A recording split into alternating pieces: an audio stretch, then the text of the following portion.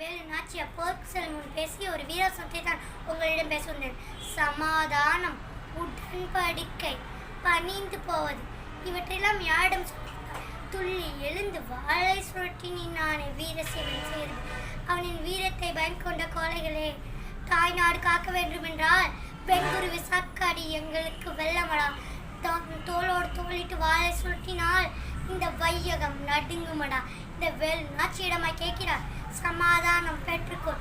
உன் கூட்டாளிகள் துப்பாக்கி தோட்டாக்கள் விடுத்து கிளம்பும் முன்னே என் வீரவாள் உன் உயிரை எடுத்து சமாதானம் அடையும்.